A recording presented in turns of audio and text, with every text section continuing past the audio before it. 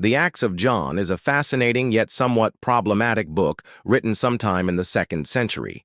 It's considered to be one of the secret books of the New Testament, and it tells us about many mystical acts of John the Apostle, including some that aren't mentioned anywhere else in the Bible. In this video, we're going to look at 5 of those acts, including one that could very well be the oldest surviving hymn of Jesus. Welcome to this channel where we explore the strange and mysterious. And today we're going to look at the Acts of John. The Acts of John is an interesting example of a so-called pseudepigraphal work, meaning that it was written by someone claiming to be someone else. In this case, it claims to have been written by John the Apostle.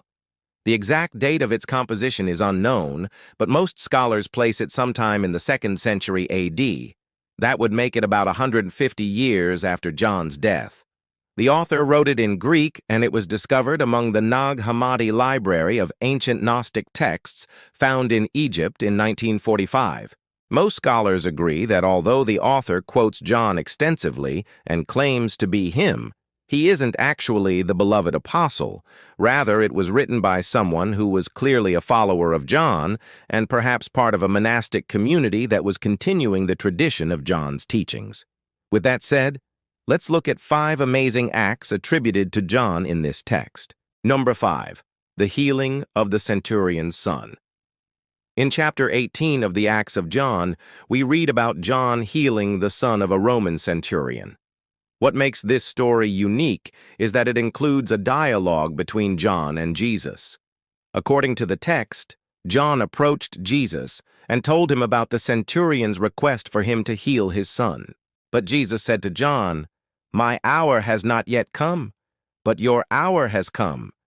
And so Jesus sent John to the man instead. When John laid his hands on the sick boy, he was immediately healed. This story shows a clear influence from miracle stories about Jesus in the canonical Gospels. Number 4, the raising of a dead woman. In chapter 11, John is traveling with his disciple, the unnamed beloved one, when they hear the voice of a dead woman crying out. As they investigate, they see the woman's tomb, and John tells his student to roll away the stone covering the entrance. When he does, lo and behold, the woman comes back to life and wants to take her own life because she doesn't want to live anymore. John stops her and assures her that God raised her up to show his power. He then tells her to go and tell everyone what God has done for her. Number 3, the hymn of Jesus. The earliest known hymn of Jesus is found in chapter 12 of the Acts of John. The text tells us that while John was staying with his disciples, the doors were shut for fear of the Jews. Suddenly, the resurrected Jesus appeared in the room and began to sing a hymn while playing a harp. The other disciples didn't recognize him, but John did. So Jesus then asked him, "Do you believe me?" John answered, "My Lord and my God."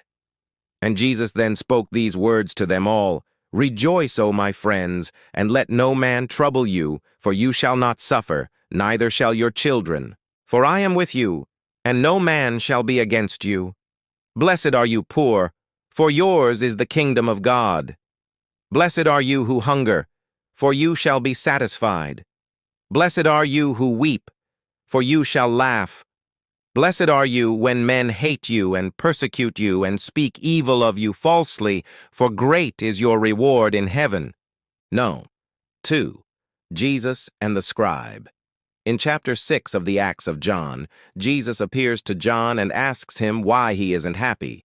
When John tells him that he's afraid of the Jews, Jesus reassures him and tells him to come with him. They travel to a scribe's house where Jesus tells John to knock on the door. When John does, the scribe comes out and berates him for disturbing him. But Jesus steps in and heals the scribe's daughter who had just died. He then asks the scribe if he believes in God, and the man says, "Who do you think I am? For you have done all these signs before me." And so Jesus says, "Go and say to him, if you only believe everything that is said to you." Number 1. The revelation of Lazarus.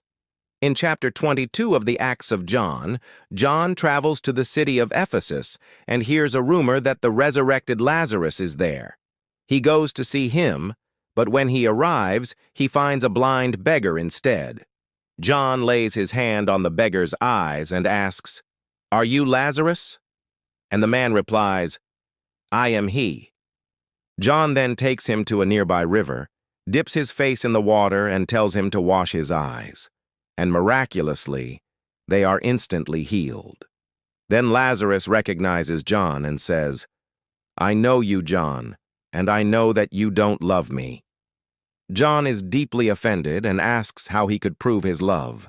And Lazarus says that John will follow wherever he goes for the next 8 days. John accepts the challenge and follows him for 8 days until he learns that Lazarus is none other than Jesus in disguise. Thanks for watching. If you enjoyed this video, please subscribe and leave a like. And remember, don't be afraid of the Jews.